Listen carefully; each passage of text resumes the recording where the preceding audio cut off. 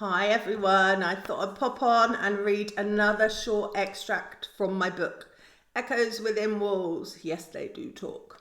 So if you're sitting comfortably, we shall begin. So this I should explain first. This is from a time when I was an estate agent in London.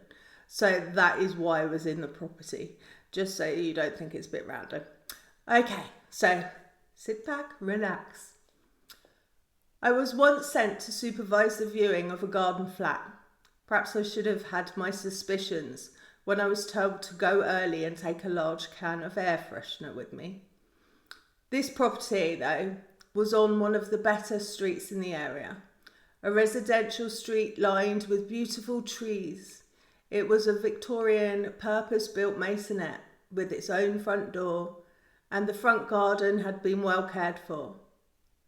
As soon as I entered, it was clear that this had been a much-loved home.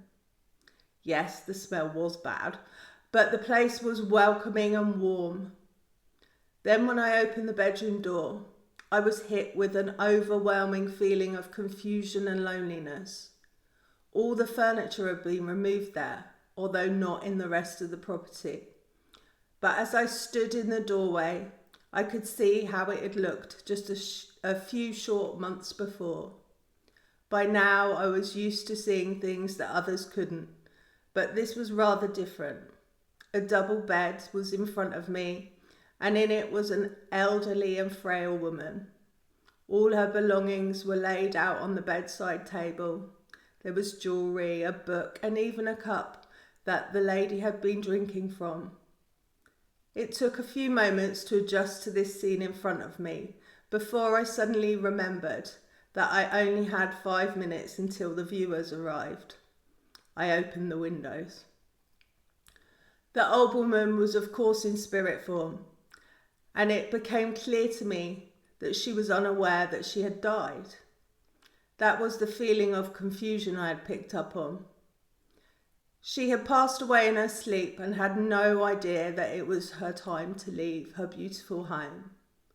Gathering my wits and taking a deep breath, I gently explained to the lady that it was time for her to move on. The room filled with the scent of lavender, and her spirit was free. It was as much a surprise to me as it probably was to her, that simply by my entering the room and recognizing the situation, she could finally take the next step of her soul's journey. It was a beautiful, calming, emotional experience, and I'm so grateful I was able to help her. With the spiritual problem solved, I set to work fast, opening every window and door and using the air freshener I had been armed with.